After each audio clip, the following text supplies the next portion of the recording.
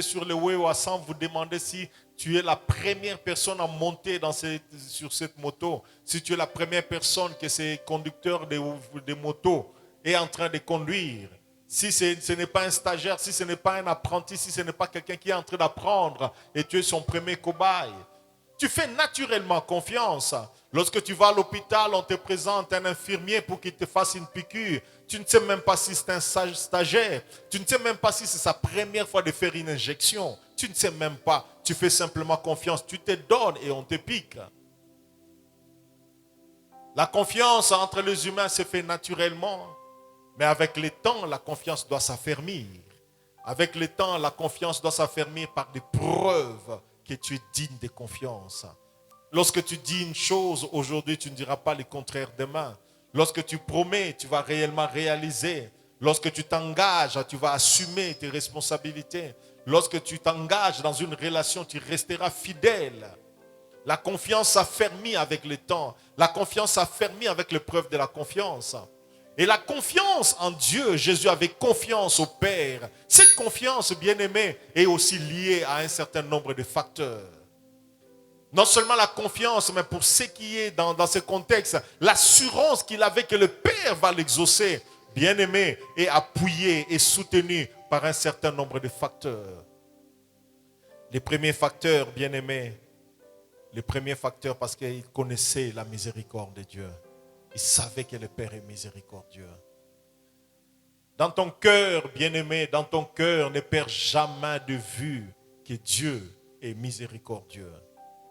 Dans certaines circonstances, bien-aimé, ça t'arrive de penser à Dieu comme celui qui pourvoit. Dans d'autres circonstances, tu penses à Dieu comme celui qui combat. Dans d'autres circonstances, ça t'arrive de penser à Dieu comme celui qui protège. Dans toutes ces choses, il y a une chose que tu dois continuellement avoir en tête, que le Père, l'Éternel notre Dieu, c'est le Père de toute miséricorde. Dans sa miséricorde, il a compassion de toi. Dans sa miséricorde, il est bon pour toi. Dans sa miséricorde, il est disposé à t'accorder des faveurs. Dans sa miséricorde, et sachant qu'il est miséricordieux, c'est-à-dire qu'il n'est pas indifférent à ton problème. C'est-à-dire qu'il se préoccupe de ton problème. C'est-à-dire qu'il s'approprie ton problème. Il fait de ton problème son problème. Il fait de ton combat son combat. Il fait de ta préoccupation sa préoccupation. Et cela étant sa préoccupation, étant son problème, il s'engage. Il ne se dispose pas seulement, mais il s'engage pour agir. Jésus, connaissant le Père comme l'Éternel, comme étant le Père de miséricorde, il pouvait dire, je sais que dans ta miséricorde, tu ne peux pas rester indifférent. Tu ne peux pas me priver ce que je demande. Tu ne peux pas refuser. Ça fait partie de ta nature. C'est dans ta nature de guérir, c'est dans ta nature de donner, c'est dans ta nature d'élever, c'est dans ta nature de protéger, c'est dans ta nature de délivrer. Ça fait partie de ta nature. Voilà pourquoi je peux m'approcher de ton trône avec assurance, sachant que tu vas m'exaucer, tu vas me secourir, tu vas intervenir. Bien-aimés, ne perdez jamais de vue que Dieu est miséricordieux. Ne perdez jamais de vue. J'ai entendu certaines personnes dans la douleur, dans la détresse, demander à Dieu, pourquoi m'as-tu abandonné? Oh bien-aimé, je ne sais pas à quel Dieu vous vous adressez. Le Père de miséricorde n'abandonne jamais ses enfants. Il est le secours qui ne manque pas dans la détresse. Il est près de ceux qui souffrent. Il est près de ceux qui sont abandonnés. Il est près de ceux qui sont rejetés. Il est près de ceux qui manquent. Il est près de ceux qui sont combattus. Il est près de ceux qui ont perdu toute espérance. Il est tout près de ceux qui sont malades. Il est tout près de ceux qu'on veut tuer. Il est près de ceux-là, bien-aimés, qui ne savent pas de quoi est-ce que l'avenir sera fait demain. Il est là, tout près d'eux. Ce qu'il attend est que tu puisses croire en lui en tant que Père de miséricorde et que tu aies cette assurance dans ton cœur.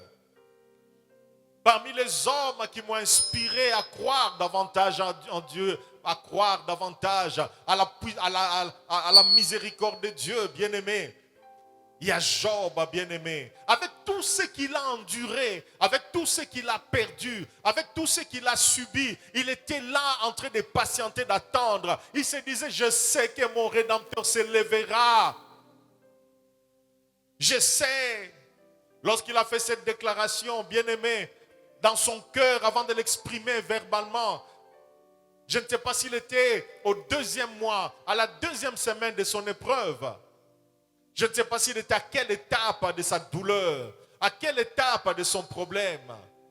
Mais dans son cœur, il disait, je sais, c'est pas normal qu'il ne se lève pas. Je sais qu'il se lèvera.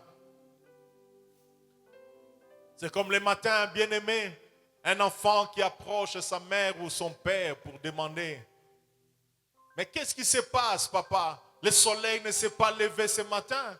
Il était déjà 8 heures, il était déjà 9 heures. Mais qu'est-ce qui se passe aujourd'hui? C'est un jour bizarre. Bizarre, pourquoi mon fils? Non, mais papa, j'ai comme l'impression que le soleil a refusé de se lever. Le soleil ne s'est pas levé aujourd'hui. Il est déjà 10 heures, mais il fait encore sombre. Le père peut dire à l'enfant, mon fils, le soleil s'est levé, mais il y a juste des nuages qui empêchent à ce que tu voies le soleil. Ailleurs, on voit le soleil, mais ici chez nous, nous ne savons pas voir le soleil parce qu'il y a des nuages. Ce n'est pas parce que tu ne vois pas le soleil que le soleil ne s'est pas levé. Le soleil s'est déjà levé. Ce n'est pas parce que tu ne vois pas Dieu qu'il n'est pas là, il est là. Ce n'est pas parce que tu ne sens pas la chaleur qu'il n'est pas là, il est là. Ce n'est pas parce que tu ne vois pas la main de Dieu, bien-aimé, que Dieu est indifférent, qu'il n'agit pas. Non, bien-aimé, il y a juste quelque chose qui est en train d'empêcher à tes yeux de voir sa grandeur. Il y a juste quelque chose qui est en train de t'empêcher de sentir sa chaleur, de sentir peut-être son amour, de sentir sa miséricorde. Job pouvait dire, je sais qu'il se lèvera, alors qu'il pouvait le dire, son corps était malade, il n'avait plus rien, il n'avait plus de ressources. Il n'avait plus d'amis, il n'avait plus de dignité, il n'avait plus de grandeur, il n'avait plus l'estime de sa femme. Il n'avait plus l'estime de sa femme. Il n'avait plus la considération de ses amis. Plusieurs de ses amis l'avaient abandonné, même ceux-là pour qui il était un père. Job qui pouvait dire, je suis l'œil de l'aveugle, je suis la bouche du muet. Je suis le père des orphelins. Tous ces orphelins pour qui il était un père l'ont abandonné. Tous ces aveugles pour qui il était des yeux l'ont abandonné. Toutes ces personnes pour qui il pouvait parler l'ont abandonné. Mais dans cet abandon, dans ce temps, il y a une assurance qu'il fait que son Rédempteur n'est pas indifférent. Il a fixé un temps où il va s'élever. Je ne sais pas par quoi tu passes. Je ne sais pas qu'est-ce qui t'arrive. Ne perds pas cette assurance que la miséricorde de Dieu durera toujours. N'oublie jamais cela. N'oublie jamais cela. Peu importe le degré de manque, le degré de solitude, le degré d'humiliation, le degré du combat, n'oublie jamais ces choses. Tout le monde peut t'abandonner, sauf l'Éternel. Tout le monde peut t'abandonner. Tout le monde. Il y a de ces personnes bien-aimées. Je ne sais pas si ça se fait encore aujourd'hui, dans des années antérieures, je crois même dans des siècles passés. Des jeunes gens amoureux, dans leur amour à 16 ans, 17 ans, 18 ans, 20 ans, 21 ans, faisaient des déclarations bizarres. Un jeune homme qui rencontre une fille lui fait des déclarations, je t'aime. Et la fille qui déclare, je ne t'abandonnerai jamais. Et puis ils font cette déclaration en pleurant. Je t'aimerai toujours. Oui, moi aussi. Peu importe les circonstances, je t'aimerai toujours. Je serai toujours avec toi. Je ne t'abandonnerai jamais. Dans tout ce que tu auras comme problème, je serai toujours toujours à tes côtés, toujours à tes côtés. Et ils vont plus loin même, jusqu'à faire des alliances des sangs. Les jeunes gens, je vous en prie, ne faites jamais cela. Quelqu'un peut dire amen. Ils font des incisions, ils se blessent, ils boivent le sang l'un de l'autre. Ils boivent le sang. Qui a déjà entendu parler de ces choses? Ce problème de sang. Qui l'a déjà fait? C'est dans le passé. Oh. C'est pour dire quoi, pasteur? Tout me rappelle beaucoup. C'est un acte qui paraît anodin, qui paraît simple, sans conséquence, mais c'est très dangereux. Il y a des gens qui ont des problèmes aujourd'hui dans leur vie à cause de ces genres d'alliances conclues dans le passé très loin. Et parmi ceux-là qui ont fait ces genres d'alliances des sangs, plusieurs ne se souviennent même pas de là où la personne avec qui ils avaient conclu cette alliance des sangs se trouve aujourd'hui. Ils ne savent même pas. Ils ne savent même pas. Baebite zawapi, akoma nani. Azwali boma, akufa, to azalakaka, ayebite. Kutu makanisa ko lukaye ezate. Le balaki, toute la vie je serai avec toi. Mais je connais une personne qui l'a déclaré il y a longtemps et qui veille sur cette parole. C'est Jésus. Il a dit, je serai toujours avec vous et je ne vous abandonnerai jamais. Il l'a déclaré et il veille sur cette parole. Il n'y a pas plus fidèle que lui. Pourquoi peut-il veiller à une telle parole année après année? Pourquoi peut-il rester fidèle à l'égard des hommes fidèles comme vous, à l'égard des hommes fidèles comme vous et moi, bien-aimés? Dans notre infidélité, il y a une personne qui reste fidèle pour toujours. C'est l'Éternel des armées. Dans sa miséricorde, bien-aimé, même lorsque toi tu deviens fidèle, lui, il reste fidèle à son engagement. Il reste fidèle à son engagement. Il a dit, je serai toujours là. Ayant cette assurance, approche-les. Comme Jésus l'a dit, je sais que tu m'exauces. Je sais que tu es toujours là. Quelqu'un peut dire Amen. Il avait l'assurance de la miséricorde de Dieu. Hébreux 4, verset 16 nous dit, approchons-nous donc avec assurance du trône de la grâce, afin d'obtenir miséricorde et de trouver grâce pour être secouru dans nos besoins. Le deuxième facteur qui a donné à Jésus-Christ cette assurance qu'il sera exaucé. Il sait qu'il sera exaucé. Vous savez, lorsque vous voyez une personne aller s'approcher du distributeur électronique, le distributeur d'argent, vous voyez la personne avancer avec assurance. Généralement, les gens s'approchent avec assurance, sachant que s'ils mettaient leur carte, ils mettaient les codes, ils obtiendront ce qu'ils veulent avoir comme argent. L'assurance vient d'où? De plusieurs facteurs. L'un des facteurs, la personne sait qu'il y a l'argent, la personne sait que c'est sa carte, et la personne sait qu'elle a le droit d'avoir cet argent. Il y a aussi des facteurs, bien-aimés, qui peuvent vous donner l'assurance que non, l'Éternel exaucera.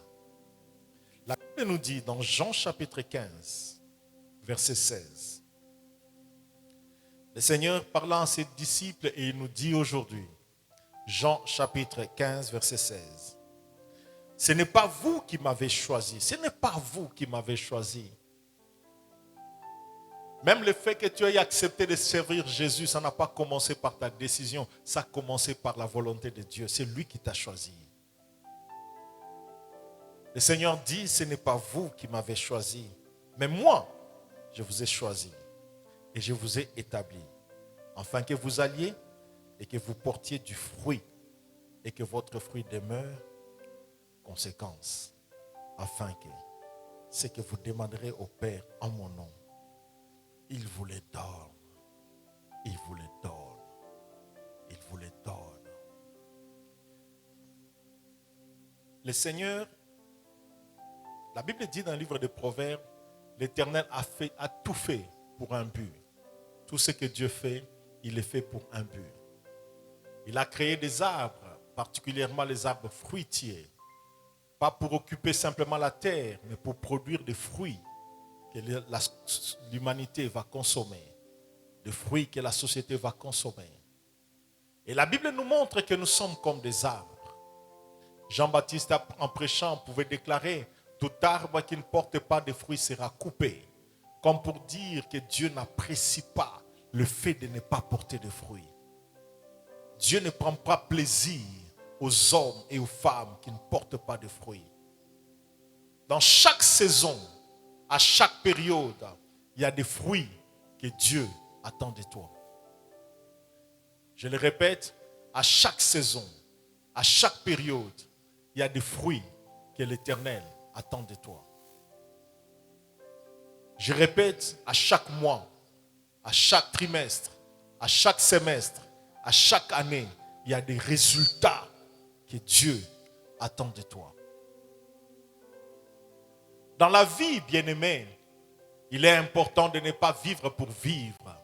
Il est important de vivre avec la pensée d'un arbre, sachant qu'il y a des fruits que la communauté attend de toi, que l'Église attend de toi, que la famille attend de toi, que Dieu attend de toi. Le fait de porter des fruits fait plaisir à Dieu. Et le fait de porter des fruits, plusieurs ne savent pas, mais il est important que tu le saches aujourd'hui. Cela peut influencer tes prières. J'ai vu certaines personnes appelées à porter certains fruits dans leur vie. Déclarer durant cette période: je ne porterai plus de fruits. C'est une manière indirecte de te maudire et de te condamner toi-même. C'est une manière indirecte de te maudire, je le répète, et de te condamner toi-même. Lorsque l'homme cesse de porter de fruits, il attire la cognée à ses racines. Il attire la mort à ses racines. Lorsque tu cesses de porter le fruit qu'on attend de toi, ton église attend de toi un certain nombre de fruits. La nation attend de toi un certain nombre de fruits. Les corps de Christ attendent de toi un certain nombre de fruits. L'église, tes frères, la famille attendent de toi un certain nombre de résultats, un certain nombre de fruits. Dieu le Père attend de toi un certain nombre de fruits. Il est important que tu sois conscient de la nature particulière que tu as, mais aussi des fruits particuliers que tu es appelé à porter en chaque saison. Tu dois connaître ta nature, tu dois connaître le fruit que Dieu attend de toi. Et t'engager de tout ton cœur, bien-aimé, à porter ce fruit. Pourquoi? Parce que selon ce texte, le Seigneur peut soutenir à la fin du verset 16, afin que ce que vous demanderez. Donc tu portes des fruits, le fruit demeure, tu le présentes à Dieu, ce que tu viendras maintenant demander te sera accordé. C'est comme si la prière est conditionnée, bien-aimé, par le fruit que tu es appelé à porter. Plusieurs prières ont été bloquées, non pas parce que le prince de Tyr s'est levé contre toi, non pas parce que la sorcellerie s'est levée pour t'empêcher d'obtenir ce que tu veux avoir, mais simplement parce que ce que tu es capable de produire comme résultat, soit par paresse, soit par négligence, soit par distraction, tu ne produis pas ces fruits. Il y a plusieurs facteurs qui entraînent l'exaucement, mais il y a aussi des facteurs qui empêchent l'exaucement. Et parmi ces facteurs qui empêchent l'exaucement, bien-aimé, il y a le manque de fruits, les refus de porter des fruits. Qu'est-ce que l'Église attend de toi? Qu'est-ce que ta famille attend de toi? Qu'est-ce que notre génération attend de toi? Il y a même des fruits à porter aujourd'hui qui seront consommés après ta mort. Qu'est-ce que les générations futures attendent de toi? Qu'est-ce que la génération présente attend de toi? Bien-aimés, prenez conscience que Dieu vous a planté dans cette génération parce que vous avez des fruits particuliers à produire, un travail particulier à faire, des actions particulières à poser, des actes particuliers à poser. Le fait de ne pas porter tes fruits, bien-aimé, ça bloque tes prières comme tu ne peux pas imaginer. Ça empêche au Père de t'exaucer comme tu ne peux pas imaginer. C'est Jésus qui l'a dit, afin que ce que vous demanderez, vous soit donné. Une manière de dire, le fait de porter des fruits garantit l'exaucement des prières. Le fait de porter des fruits garantit, bien aimé, la miséricorde de Dieu dans ta vie. Ne refusez pas de porter des fruits, bien aimé. Ne refusez pas de bénir ceux-là qui ont besoin de votre bénédiction. Ne refusez pas d'ouvrir la porte à la personne qui a besoin que tu lui ouvres la porte. Ne refusez pas de bénir le pays là où vous avez un rôle à jouer. Ne refusez pas de jouer votre rôle dans l'église, dans la famille, dans votre génération. N'endurcissez pas votre cœur à l'égard de ceux qui sont dans les besoins, qui sont sur votre chemin. Tu as des fruits à porter. Tu as un travail particulier à faire ici à l'église. Que les temps et les circonstances, les attitudes des hommes ne t'empêchent pas, bien-aimé, de porter le fruit. L'une des personnes incapables de t'empêcher de vivre ta destinée, c'est le diable. Je répète ce que j'ai dit. L'une des personnes incapables de t'empêcher de vivre ta destinée, c'est le diable. Tous les sorciers, tous les démons, ils sont incapables de t'empêcher de vivre ta destinée. Étant incapables, bien-aimés, ils vont eux-mêmes te pousser à commettre des erreurs, à adopter des attitudes, à refuser délibérément de porter de fruits. Il est incapable, je le répète, le diable est incapable de vivre le plan de Dieu pour ta vie. Les sorciers sont incapables de t'empêcher de te marier. Les sorciers sont incapables de t'empêcher d'avoir une promotion. Les sorciers sont incapables de t'empêcher de bien terminer ta vie. Les sorciers, je crois que tu allais dire amen. On dirait que vous êtes complices avec les... J'ai dit, les sorciers sont incapables de t'empêcher de prospérer. Ils sont incapables. Dans leur incapacité, bien-aimée, ils réfléchissent, ils cherchent une solution. Comment t'empêcher de demeurer dans ta bénédiction? Comment t'empêcher de jouir de la protection divine? Comment t'empêcher d'accéder aux promesses de Dieu? Ils réfléchissent. L'une des formules qu'ils trouvent, bien-aimée, c'est de mettre sur ton chemin des personnes qui peuvent te motiver à ne pas porter de fruits. L'une des formules, c'est mettre sur ton chemin des personnes qui peuvent t'encourager dans la désobéissance à Dieu. L'une des formules, c'est de mettre sur ton chemin des personnes, des hommes et des femmes dont les paroles, les attitudes et les actions peuvent t'amener même à démissionner de tes responsabilités. N'attendez pas à ce que tout soit favorable, vous soit favorable. N'attendez pas que tout le monde puisse vous encourager. N'attendez pas que tout le monde, bien-aimé, puisse vous encourager à faire du bien aux gens. Non, bien-aimé, vous rencontrerez sur votre chemin des ingrats. Comme j'en parle souvent, il y a de ces personnes, bien-aimé, vous pouvez vous pouvez les ressusciter. Tu ressuscites la personne et tu commets un jour l'erreur de rappeler.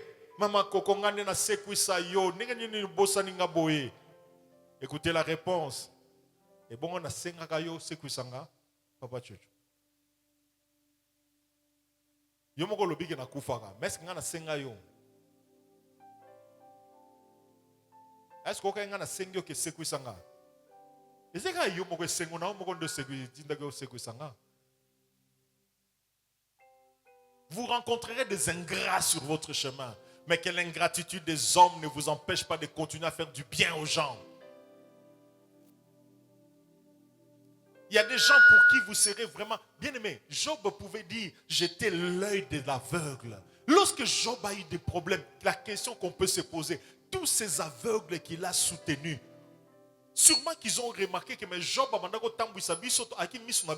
mais Job a zawapi. Personne n'a demandé où était Job. Il était la bouche des muets. Il était l'oreille des sourds. Mais où sont partis tous ces sourds? Ils ont remarqué que Job qui les aidait n'arrivait plus à les aider, n'arrivait plus à les soutenir. Et ils pouvaient se dire, mais non. Bateau bazela, ceux qui n'ont biki, n'a bongi, bakomona. Oh bien aimé, ne pensez pas de la sorte. Ne pensez pas de la sorte. Le diable mettra sur votre chemin des gens qui peuvent vous démotiver comme vous ne pouvez pas imaginer. Il y a de ces personnes qui étaient miséricordieuses hier, mais qui aujourd'hui n'exercent plus la miséricorde. À cause de quoi? Des ingrats. Il y a des gens pour qui, bien aimés, pour qui vous pouvez faire plus que ce que leurs propres pères font pour eux. Quelqu'un pour qui tu peux faire des choses plus que ce que sa propre mère peut faire. Quelqu'un pour qui, bien aimé, une personne que tu peux prendre en charge, comme ses parents ne peuvent jamais les prendre en charge. Quelqu'un que tu peux soutenir, comme ses propres frères ne peuvent pas les soutenir. Un jour, la personne bien-aimée peut se retrouver parmi tes ennemis en train de te combattre, en train de te critiquer, en train de te mépriser. La même personne voit des gens vouloir te faire du bien. Il décourage ces gens. Il dit, Bopé, ça a été. Bopé, ça a été. Et de telles personnes, bien-aimées, vous en rencontrerez plusieurs sur votre chemin. Mais que cela n'affecte pas vos cœurs. Que cela ne vous empêche pas de continuer à faire du bien. Il peut arriver que les pasteurs prêchent quelque chose qui ne te plaît pas. Il peut arriver que les pasteurs prennent des décisions qui ne te plaisent pas. Il peut arriver que ton responsable de département fasse quelque chose, bien-aimé, qui puisse te démotiver, t'amener à refuser de travailler à la chorale. J'ai vu des frères, j'ai vu des sœurs durant ces années quitter la chorale depuis que l'église commence. D'autres quitter la chorale. Tu demandes pourquoi tu quittes. Simplement parce que mon responsable de département m'a dit ceci. Ou bien encore il me néglige. Ou encore il ne m'aligne pas. Ou encore il considère les autres mais moi il ne me considère pas. J'ai décidé d'abandonner. C'est une folie. C'est une folie. Tu as un fruit à porter à la chorale. Bien aimé, que les attitudes de ton responsable ou les membres de ton département ne doivent en rien affecter ton engagement à porter de fruits. J'ai vu des gens démissionner, quitter certains départements. Lorsque vous approchez, bien aimé, vous trouverez certains vous dire c'est à cause de tel problème, tel problème, tel problème. Oh bien aimé, je prie pour que chacun de nous accède à une maturité telle que les problèmes ne vous fassent jamais reculer.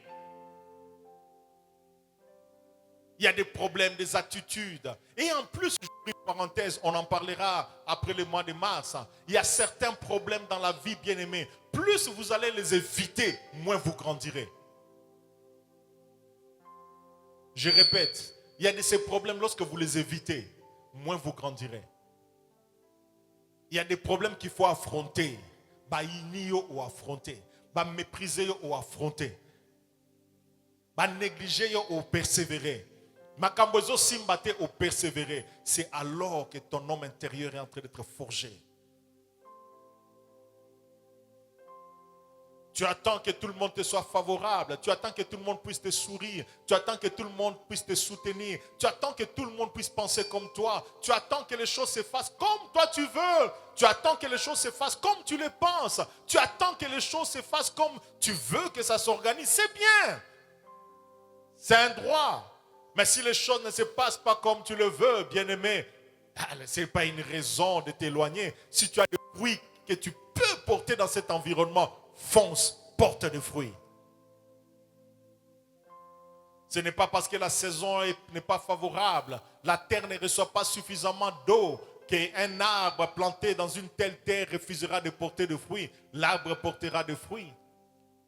Souvenez-vous du figuier qui a été maudit. Ce figuier a été maudit. Pourquoi? Bien aimé, parce qu'il n'avait pas porté de fruits.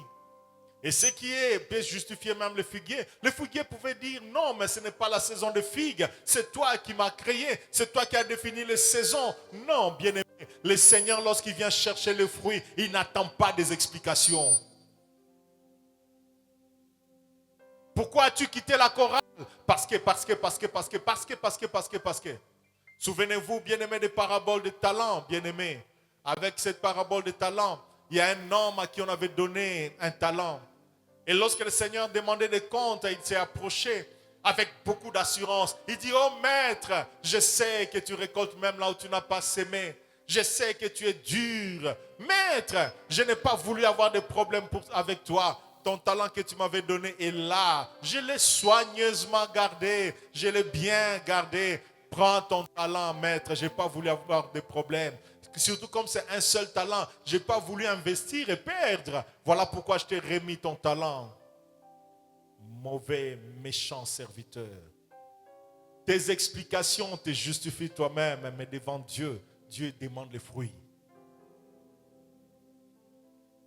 Pourquoi as-tu quitté les protocoles? Parce que ta protocole en haut, toutes tes explications là, Dieu ne les regarde pas. Pourquoi as-tu quitté le social? Pourquoi as-tu quitté l'évangélisation? Pourquoi as-tu quitté la technique? Pourquoi as-tu quitté la communication? Pourquoi as-tu quitté le département des femmes? Pourquoi as-tu quitté? Pourquoi as-tu abandonné? Dieu ne blague pas avec les fruits, bien-aimé. Tu as été créé pour des fruits bien définis. Pourquoi est-ce que tu ne portes pas de fruits? Pasteur, tu sais, tu comprends, même Dieu lui-même comprend, j'ai des problèmes. Tu as des problèmes, bien-aimé. Mais Dieu, lorsqu'il attend des fruits, les explications des problèmes viennent après. C'est d'abord le fruit. Et ce qui est même merveilleux sur le fruit, il y a certains fruits, le fait de les porter pousse Dieu à te bénir davantage. Souvenez-vous de cette parabole de talents. C'est lui qui avait fructifié ce que Dieu lui avait donné. Le Seigneur a ordonné à ce qu'on lui ajoute. On donne à celui qui a.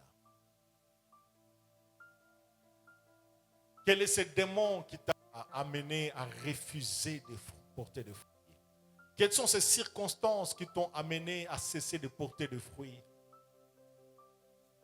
Quelles sont ces circonstances? Quelles sont ces personnes-là dont les attitudes, les langages, les actes t'empêchent de porter des fruits que tes parents attendent de toi, de porter le fruit que ton épouse attend de toi, de porter le fruit que ton mari attend de toi, de porter le fruit que tes parents attendent de toi, de porter le fruit que ton église attend de toi.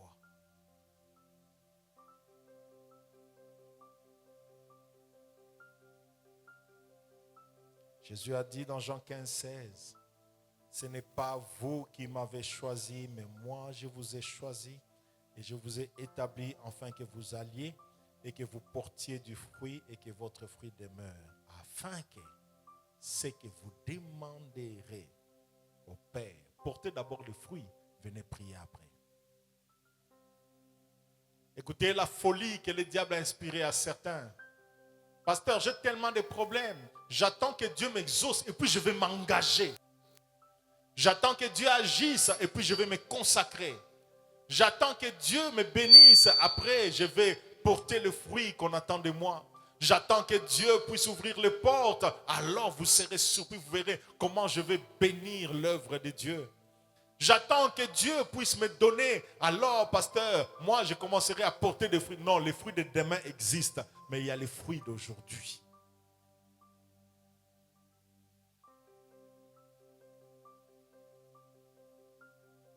Un autre facteur, Jésus avait de l'assurance que le Père va l'exaucer. Vous savez pourquoi? Parce qu'il portait le fruit. Il portait le fruit.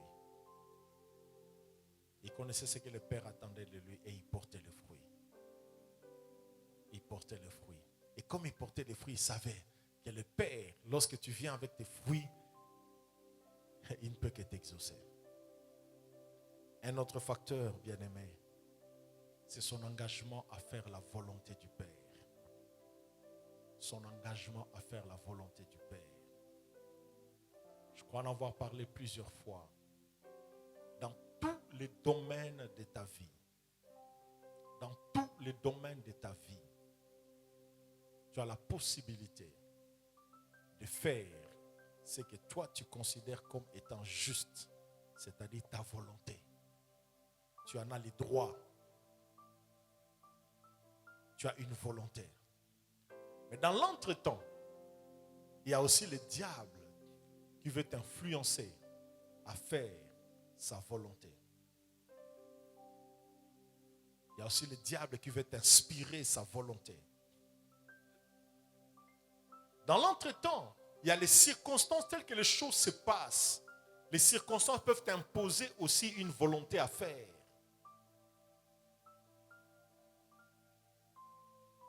Mais au-dessus de tout, il y a aussi la volonté du Père. Et la volonté du Père, bien-aimé, peut être en contradiction avec ta logique. La volonté du Père peut être en opposition avec la tienne. La volonté du Père peut être apparemment désagréable à tes yeux. La volonté du Père peut te faire perdre certaines choses, certaines relations, peut te faire perdre certaines opportunités. La volonté du Père peut te faire très mal. La volonté du Père peut t'humilier. La volonté du Père peut faire que tu paraisses comme un humain. La volonté du Père peut te faire passer pour un naïf. La volonté du Père peut faire que les gens te considèrent comme un raté. La volonté du Père peut faire que tu te retrouves pendant un temps comme en retard par rapport à tes amis qui ont avancé. La volonté du Père peut faire que l'âge avance sans que le mariage que tu désires ne vienne. La volonté du Père peut apparemment te faire mal aujourd'hui. Mais détrompez-vous, bien-aimés. Elle paye mieux que toutes les autres volontés que vous connaissez. Elle garantit la paix, elle garantit la joie, elle garantit le bonheur. Tu peux en souffrir aujourd'hui, mais c'est demain que tu jouiras du fruit de l'obéissance à la volonté de Dieu. Dans la prière de notre Père, une prière que tout le monde connaît, tout le monde fait. Dans cette prière, il y a une partie importante où tout le monde récite: Ô Père, que ta volonté soit faite sur la terre, c'est-à-dire dans ma vie, comme elle est faite dans les cieux. C'est-à-dire au ciel, je sais que tu as conçu un plan, tu as conçu un programme, tu as conçu une volonté pour chaque domaine. Je prie pour que dans ma vie, que les choses se passent comme tu l'as prévu. Nous demandons que c'est là qu'il en soit ainsi. Mais il est aussi important de s'engager à faire cette volonté. En toute chose, en toutes circonstances, n'agis pas seulement selon tes sentiments. N'agis pas seulement selon les intérêts que tu peux en tirer. N'agis pas seulement, bien-aimé, selon ton honneur que tu peux protéger. N'agis pas seulement dans le but de plaire à telle ou à telle autre personne. Si j'agissais, qu'est-ce que les autres vont dire? Si j'allais, qu'est-ce qu'ils vont dire? Si je donnais, qu'est-ce qu'ils vont dire? Oh, ne soyez pas dépendants des hommes, ne cherchez pas à plaire aux hommes, cherchez continuellement à plaire à Dieu. Quelle est sa volonté et sa volonté parfaite?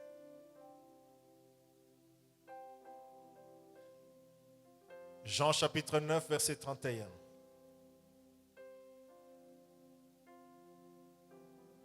Jean chapitre 9, verset 31. La Bible dit, nous savons que Dieu n'exauce point les pécheurs.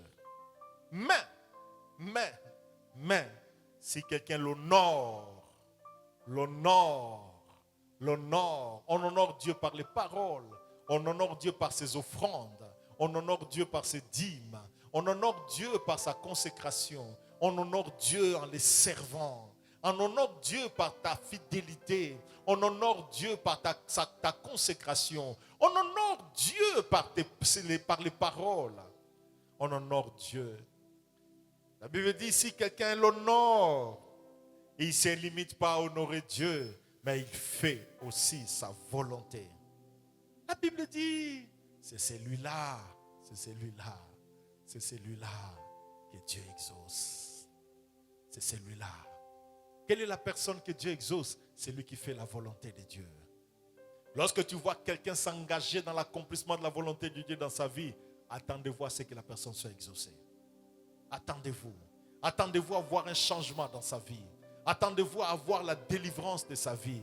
Attendez-vous à voir Dieu l'élever. Attendez-vous, bien-aimé, à voir Dieu l'épanouir. Attendez-vous à voir Dieu lui accorder la victoire. Attendez-vous à voir Dieu lui accorder la délivrance.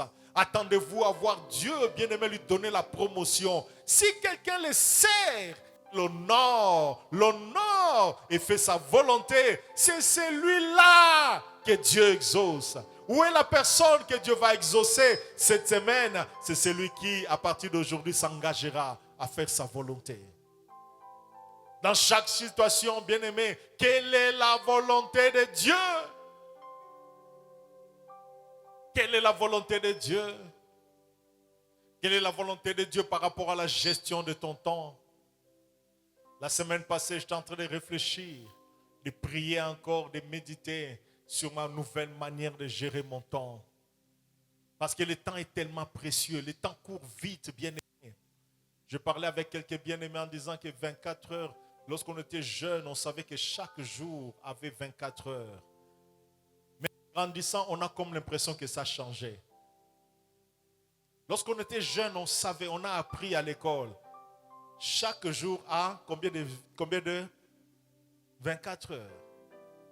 Allez à l'école maternelle, allez à l'écodime, demandez aux enfants, ils vous diront que chaque jour a 24 heures.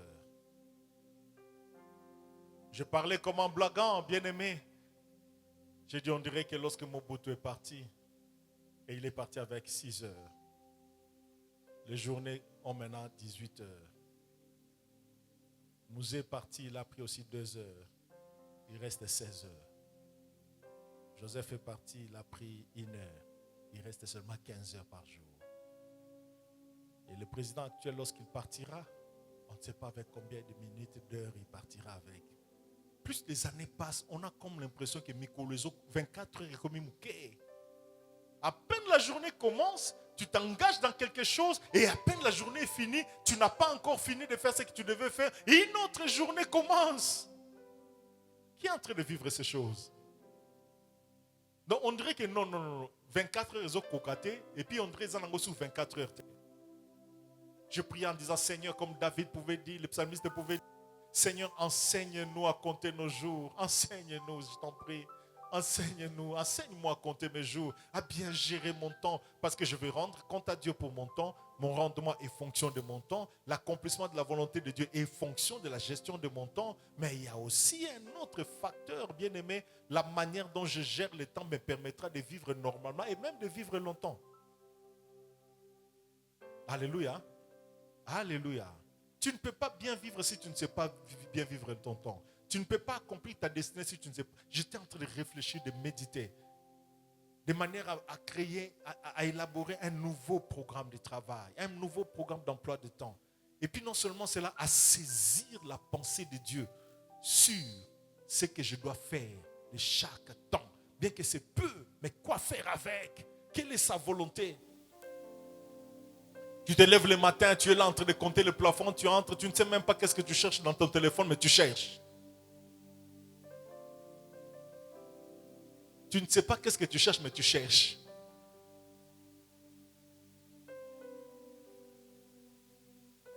Et pourtant, tu as des recherches à faire, mais tu n'es même pas conscient que tu as des recherches à faire. N'est-ce pas, Maïguette? Il y a des recherches que tu dois faire dans ton téléphone. Mais les gens se réveillent le matin, ils prennent le téléphone, ils cherchent. Si tu leur demandes qu'est-ce que tu cherches, ils ne savent pas qu'est-ce qu'il est en train de chercher. Déjà ce matin, tu as cherché quelque chose, tu as cherché quoi et tu as trouvé quoi?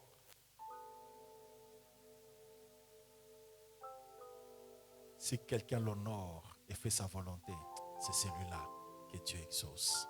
Que le Seigneur vous bénisse.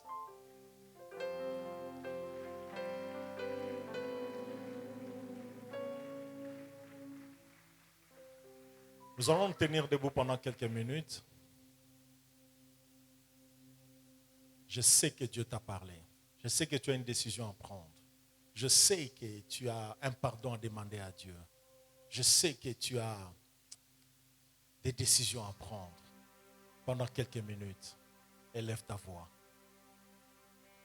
Pendant quelques minutes, nous attendons que nous puissions tous nous lever. Tu as quelque chose à dire à Dieu. On prie avec le frère Benjamin pendant quelques minutes en rapport avec ces messages. Et toi, tu pries particulièrement pour ce que Dieu t'a personnellement dit sur la décision que tu as appelé à prendre. Dieu t'a ouvert les yeux, Dieu t'a ouvert l'intelligence. Dieu t'a interpellé sur quelque chose. Dieu t'a fait voir ce que tu ne voyais pas bien.